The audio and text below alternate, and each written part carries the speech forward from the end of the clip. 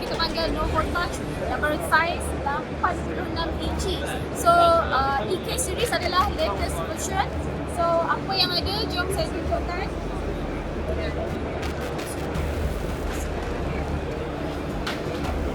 Okay, basically dia ada NovoConnect, which is dah built-in wireless presentation system. So boleh connect up to 64 device dalam satu masa, dan dalam satu masa boleh kita split screen 4 screen. Dan jom kita tengok, selain daripada tu ada juga apps yang dah tersedia. Kemudian selain daripada tu dia 4K dan ada juga size yang berlainan 65, 75 dan ni adalah yang paling besar 86 inci. So ada juga tambahan dekat sini anti-live receiver, which is kita boleh duplicate screen yang ini kepada another NovoTouch. So kalau sesuai untuk classroom yang besar, contohnya kalau ada 2 ataupun 3 screen NovoTouch ni, so boleh duplicatekan screen daripada main screen ini. So kita tengok dia punya whiteboard pula.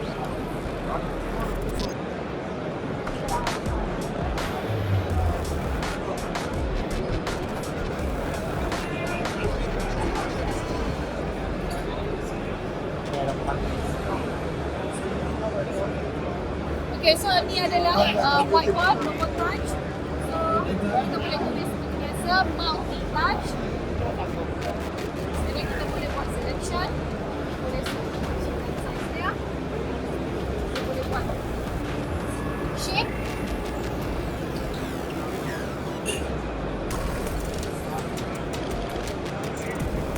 Dan daripada itu kita boleh import image PDF, SVG, dan juga kita boleh export apa yang kita buat ni kepada PDF, image dan sebagainya.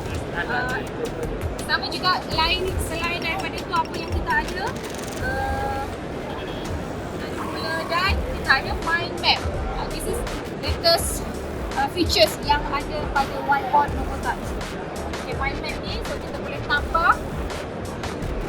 Sangat interesting, boleh sama sesuai digunakan di classroom anda ataupun meeting anda. So kalau berminat, layari website kami ISRA Solutions ataupun www.isra.my.